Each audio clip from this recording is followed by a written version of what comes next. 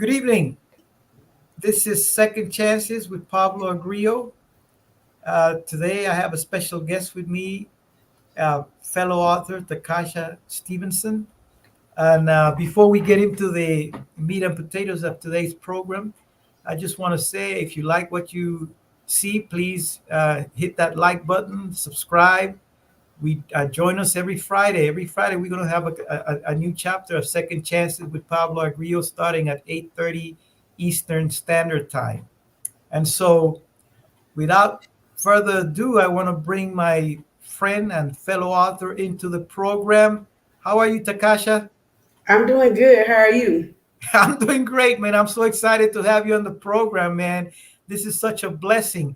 So we're gonna just chop it up for a little bit. We're gonna talk about, basically this second chances. Tell us a little bit Mhm. about your story. What happened. Maybe how you came about your little spiritual awakening, like I did, and then we'll take it from there and see where you at today. What have you accomplished? What you're doing with that second chance, man. So yeah, you were living your life, going about your business, and then something happened. What happened? First, I want to say thank you for having me. I'm excited to be here. And Absolutely. I was going about living my life, living my fabulous life, and it was ungodly. And I was in my apartment one morning, and I had a loud knock at my door. And the type of knock it was, I knew it wasn't a friend or a neighbor. I knew that knock meant trouble. Mm, So I jumped up and I ran to the door and saw who it was. And it was two U.S. Marshals standing outside my door. mm. I was frightened and I was frightened and I had all kind of things running through my mind. I didn't know what would I do if I had a back door in that apartment complex. 9 times out of 10, I would have ran. But to this day, I'm glad that I did.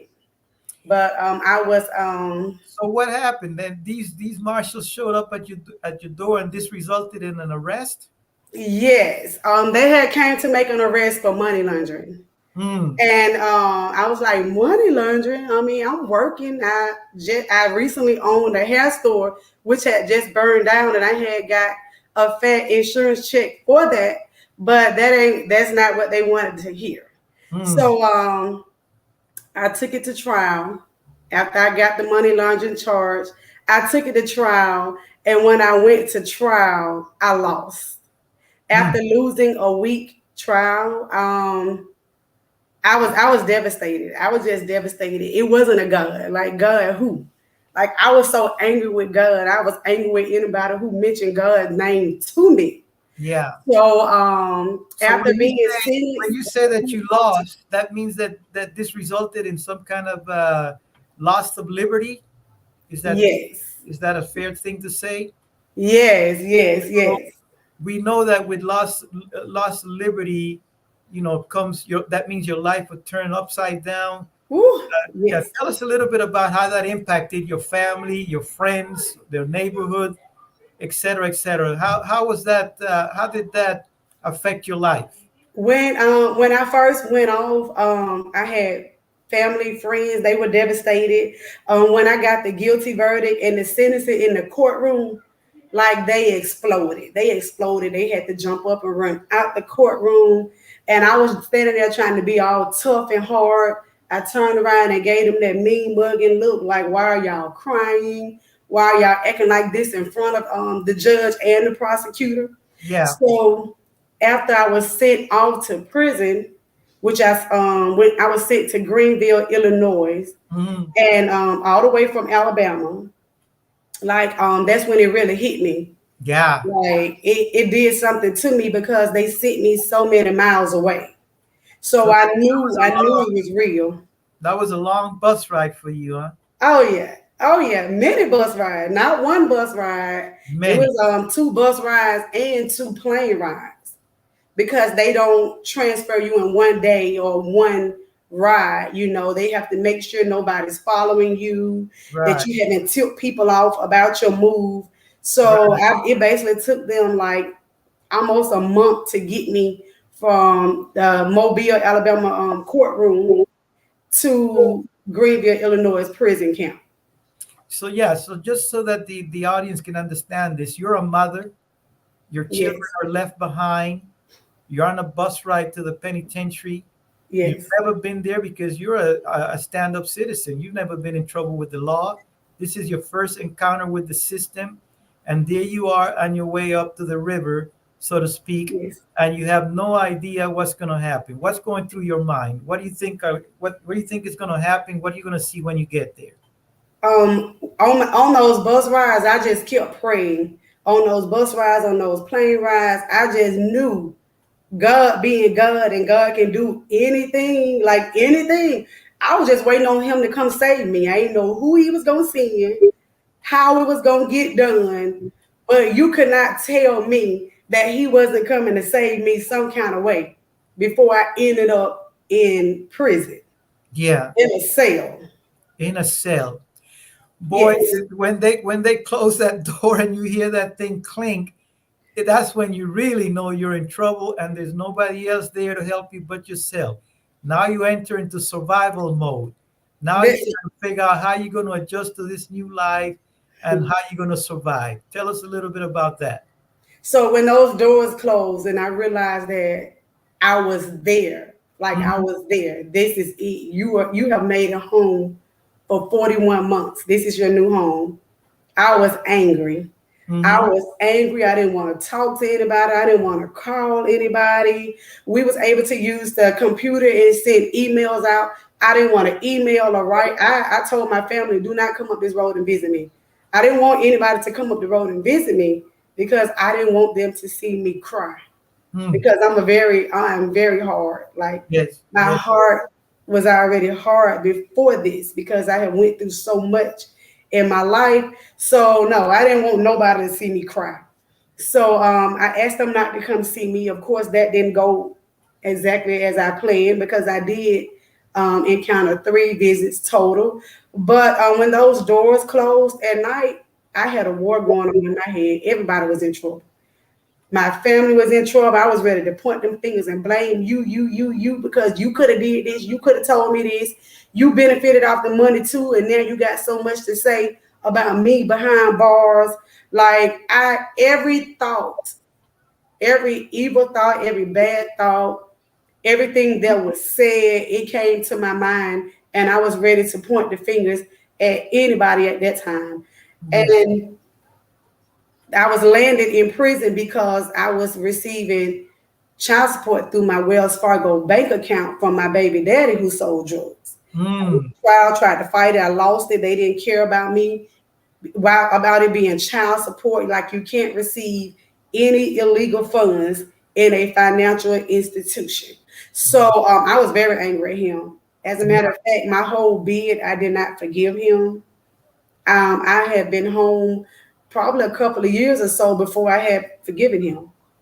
But I had a war going on in my mind. Every night, I didn't tell nobody. I would call home every now and then.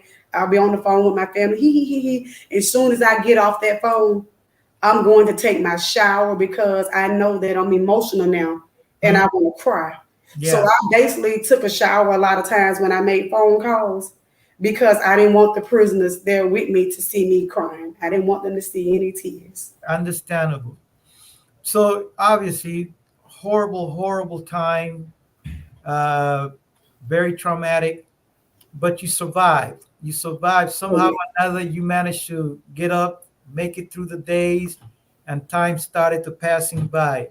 And you've mentioned several times already that you stayed close to God, you kept yeah. praying, and so eventually the day came and you were released. Tell us a little about that. What was your mindset when you came out? What plans had you made? How did you prepare while you were inside? What were you thinking you were going to do when you came out, and how are you going to put to use the experience that you had? Let's back up one quick second. Uh-huh. When I was behind those bars, I was so in denial. I Hmm. didn't want to accept the fact that what I had did up, in, I would say up until my first year. I was Hmm. in the restroom and someone had left a book in there called The Blame Game. Uh-huh. So I took the book Didn't know who it was. I took the book and I took it back to my room, and I read that book. And after I read that book led me to reading the Bible, Hmm. because the blame game was about blaming others and not being able to, not wanting to accept responsibility for yourself. Right. So that book told me how the serpent blamed the woman, how the woman blamed the serpent, how the man blamed the woman, and how he blamed God. So Yeah. that's basically how I enjoyed the story. So that story pointed me toward the Bible, because if I can go read the Bible and not think about the Bible in my head, but if I can get some exciting stories out, like I'm going to read the Bible and see what God is talking about. So Yes. after I went through all that, I ended up going to church. I went to church every Wednesday, Saturday, and twice on Sundays. And I became so close to God. Like when I call home, I'm talking to my family, we can't even have a full sentence without me mentioning God. Hallelujah. So Yeah. after I had did 2.5 years, I was released for good time behavior and halfway house time. So while I was in there, I had also attended school. It was maybe about 7 or 8 of us that was able to go out to college Hmm. on Tuesdays and Thursdays out the entire prison. So I had started going to school, and I really enjoyed school. So after I was released, I continued school. I continued my education. I walked out of those doors and I went to the halfway house, and I'm still with the same job to this day. Mm. February will be 6 years. I will be at the same job that I had since I walked out those doors. I now have 3 degrees and I'm in law school as of right Wow. now. Look at you, man. Yes, thank you. I'm in law school. Let me ask you something. I know you've written a couple of books. You're a published author, and I just Yes. wanted to know, when you walked out of the penitentiary, did you walk out with that in mind, that you were going to write a book? How did that come about? What gave you the idea that you could write a book about your story and try to get it out there? What was your intent when you wrote that book? When I was behind the bars, I had dreams, and my dreams ended up leading to daydreams. Like I would literally be sitting there talking, and I would be envisioning that I'm writing books. So Mm. I had a dream that I would write a book, and that book would land me on Steve Harvey's stage for an interview, and I Uh-huh. dreamed that that interview landed me making movies. Yeah. Became movies. So when I came home, I had already wrote one book while I was incarcerated. Oh, yeah, yeah. I Okay. wrote one book while I was incarcerated because I could not believe that I had been incarcerated with a money laundering charge from accepting child support from my baby daddy, who was a drug dealer. So that book, I finally accepted responsibility. That book there, I talked about what led up to the conviction, and what happened to me, while I was incarcerated, and how it had changed me and brought me closer to Is God. it is it fair to say, sorry I interrupt you, is it fair to say that since you wrote the first book while you're still inside, that it was sort of therapeutic then? It helped you cope, it helped you come to understand what, maybe some of the things that you needed to accept responsibility for, It did. and it gave you some clarity into what had been going wrong in your life before, when you didn't have Hmm. God with you, and what you needed to do going forward now that you had accepted a relationship with God, and you had and I'm going to assume you have Jesus Christ in your life also. Is that Yes. correct? Yes, yes, yes. When I was writing, it would do something to me. Um, I was so close to God. Like me and God was like best friend. I would argue with God. I would Mhm. debate with God. Like I was still, there was still times that I would write something, then I would go back and I would view it, and I'm like, "Ooh, I wrote that." Like I didn't even know I was that intelligent. Like that sentence right there came from me. And that book was very therapeutic when I was there. I wrote many books in prison. Hmm. It's just that one particular book, Conviction to Correction Behind the Walls, that's the first book I wanted to get published after I came home, because that's the book that started everything. Yes. That's the book that was going to be the start of my sinful life and how everything just landed me behind bars. Now, how difficult was it for you to get that book published? You come out of the pen like, some of us did. And I'm going to tell you from personal experience, it hasn't been an easy road, man. I No, mean, it hasn't. I am grateful and thankful for the chance, the opportunities that I've had, the second chance.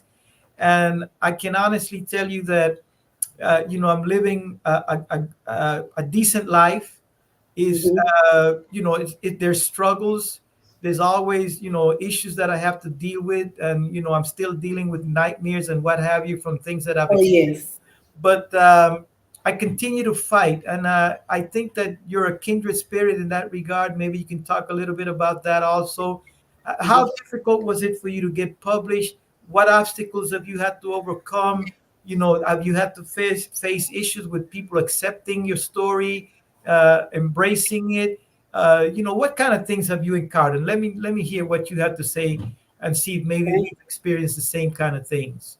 So after I came home and got the book and started looking for different publishing companies, I had remembered that it was one publishing company named Christian Faith Publishing that I had searched while I was incarcerated. Uh huh. I really didn't want to go through them. I thought about self-publishing, but there's one thing I had learned about self-publish. Like, who am I? Who is Takasha Stevenson to the world? Right. I know Takasha, and you became to know Takasha, but the world doesn't know Takasha like they know other celebrities, and they would purchase their books. Right. So I went through a publishing company, Christian Faith.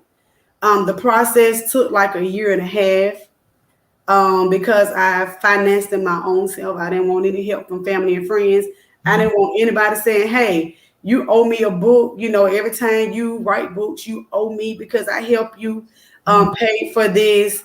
I just didn't want to go through it, so I struggled. I would make this monthly payment. I would skip 2 or 3 payments.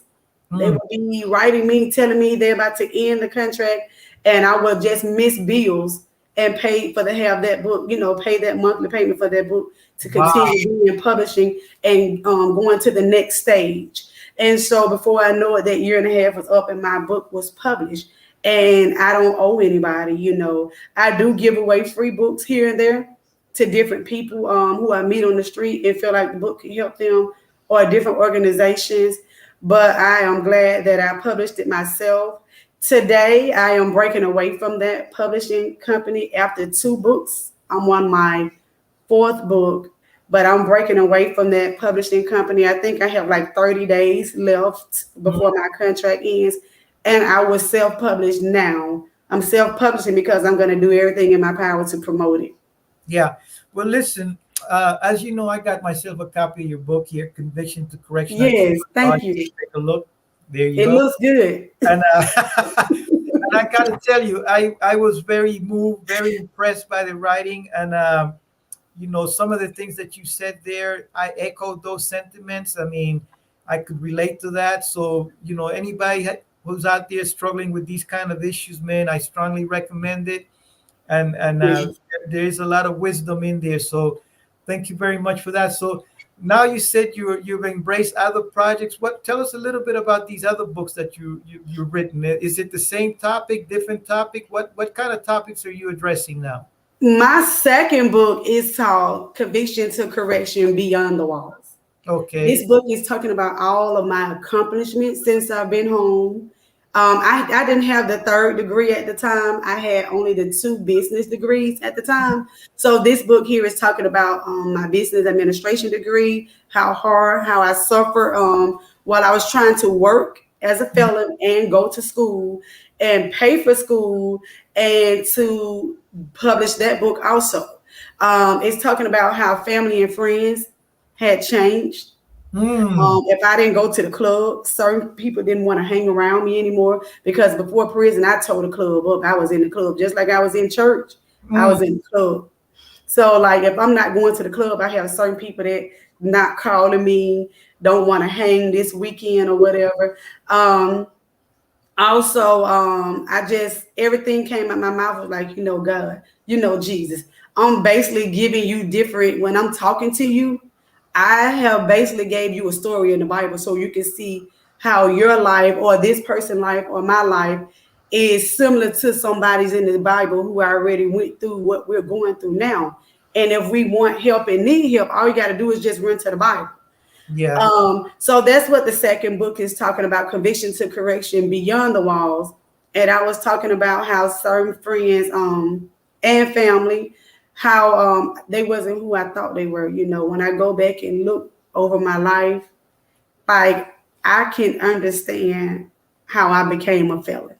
Yeah. You know, my environment I was raised in. There's a different kind of clarity now, right? When you deal Oh with yeah. My eyes are open their, just like yeah, Eve. whether they're relatives or just acquaintances Mhm. or friends or co-workers, whatever, you have a Oh different yes. level of discernment now when you deal with people, what their intentions are, whether Hmm. they're real or whether they're fake.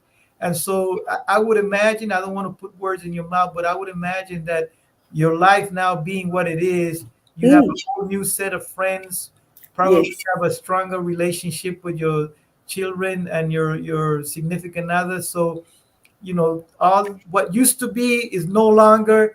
This is a new you now that is Hmm. blossoming into the world and is going forward. You said you're in law school now. How did that come about? After gaining the two business degrees, I was like, okay, so now I'm gonna just stay on the I want to go practice law. So I Hmm. got the criminal justice degree because I those two business degrees were associates. I Hmm. needed a bachelor's degree to enter into law school. So I was like, okay, well, I'll go to school and get my criminal justice bachelor's degree, and then I'll just stay on the same track and enter into law school. Right. So I went to the school to only talk and see, you know, what law school was really about, what it had to offer me.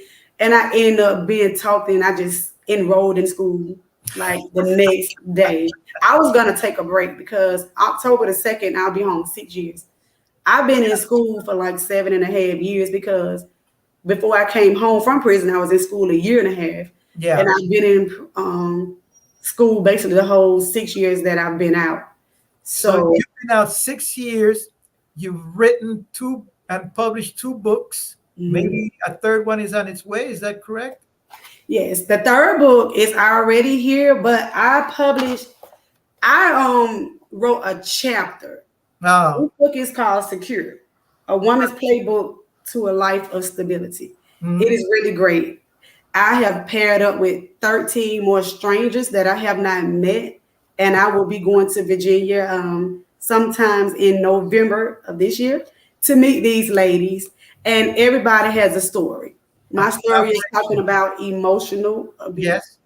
And you know, I didn't even know I went through emotional abuse until I got to prison. Yes. Like I thought my life was normal, but when I got behind the bars, I was like, "Ooh, child, ooh, who are you? Like you'd have been through it." So I wrote my chapter on emotional abuse and how I overcame it. So that's why the name of the book is Secure, because we're not just talking about issues we had, we're talking about how we overcame Right. it.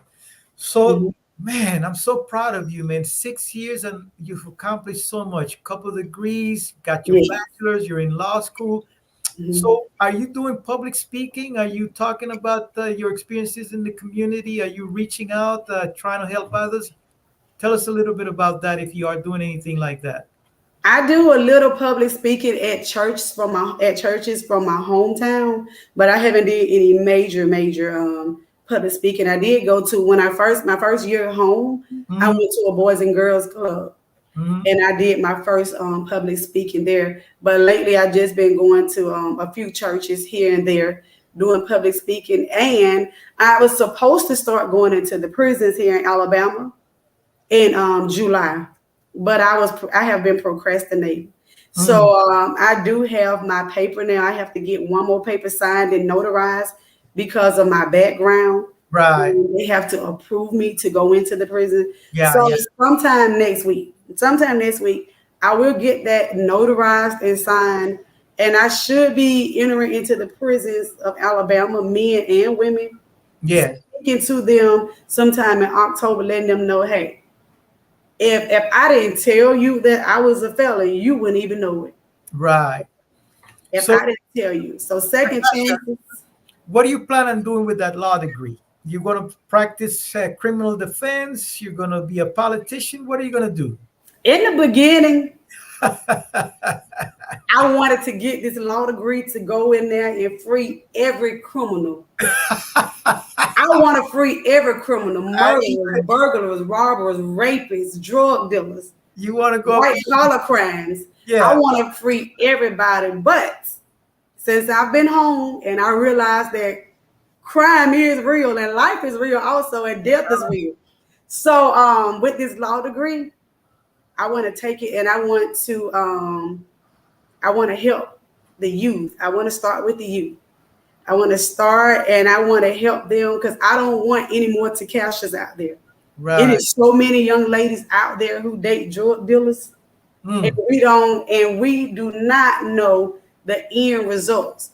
We think that they're gonna land in prison, not us. right. So I want to take that law degree and I want to be a trial attorney, defense attorney. Yes. I don't want to start out, I don't want to be a prosecutor. I just want to be a defense because even when we are guilty and sentenced to prison, I do believe in second chances and Yes. I do believe in counseling and therapy along the way. Well, listen, let me tell you something else. There's so many people that are walking out there, even when we are educated. There's so many of us that when we come up face to face with the long arm of the law, as they say, we stumble. We don't really know how we should respond to that. Many of us waive our rights when we didn't have to, and we don't know how to protect ourselves. And maybe that's something else. That's another conversation that we could have. But that's something that you can do with your law degree. Make sure you educate people. They have Mhm. rights. They should know what their Yes, rights are, and when they don't know, they should keep their mouth shut yes. until they find out. That's it. That's it right there. I want to help them along the way. I Yes. didn't say I want to still free them. I didn't say I want to still free them. I want to help them along the way. Yeah. I want the punishment to match the crime. Yes. I want the time to match the crime. That's it. That's all. Listen, we got a couple of minutes. I told you that 30 minutes would go by fast. It did. It did. So I had a lot of fun. Let me say that to you. I did too, and glad to see you. Yes, ma'am. And listen, in the couple of minutes that we have, Mhm. what do you have to say about second chances? How important it is, and where do we find support for that when we're struggling and we're trying to get back on our feet, and we don't seem like we have the same friends? That we're starting all over, starting anew. What do we do? Where do we go? What do you recommend people do when they're struggling to make good on that second chance that they prayed for? Second chances are needed. Second chances are needed because this world that we live in today, we lack unconditional love. Love come with conditions right now. We lack sympathy, we lack empathy for one another, and we lack an understanding. If Mm, only you had sympathy, empathy, and an understanding of this world, you would be careful how you judge others, and you wouldn't want anybody to be gone for life for certain stuff, and you would be glad to applaud them that second chance because that second time around might just save their life, save your life. You never know it. Second chances save my life. I amen. was so messed up. I didn't even know I was messed up. I had different people to tell me, Castle, what are you doing? Who are you? They didn't know what they was talking about. But when I got in my mess and I got awarded a second chance, I tell you, I don't think nobody, friends, family, I don't think myself, I don't think nobody but God. It was him. Yes, ma'am. Because you could not tell me that without him that this would be me today. All All right. I wanted to do was just live my life, shop, eat, live, drive what I want to drive, wear what I want to wear, and just be free. I didn't bother anybody, but today I live with a purpose. And I live with a purpose, and that purpose is going to save somebody else's life. Well, listen, I want to thank you very much for taking the time to come on in and talk to me. Everything that you had to say, power, power. And I hope the audience enjoyed it. Uh, I did. I did. back, and I want to wish you all the best in law school. Study hard. Thank you, because I'm gonna need it. Yeah, keep me posted on what you're doing and what Mhm. your progress is. And we can stay in touch, and hopefully one day down the line we can get together and do a little collaboration We ourselves. will. We will. There you go. I like California is a place I want to visit anyway. I'm coming. got you. Okay, listen, this has been Second Chances with Pablo Agrio. I want to say thank you to everybody who was listening. I didn't see Thank you. comments here, but I hope everybody, somebody was joining us. And I know that I sent it out to a lot of friends and what have you. So I'm sure that they will see it. If not, there's going to be reruns on YouTube. So take care, everybody. Thank you. We appreciate you. We love you. And God bless you. Thank you.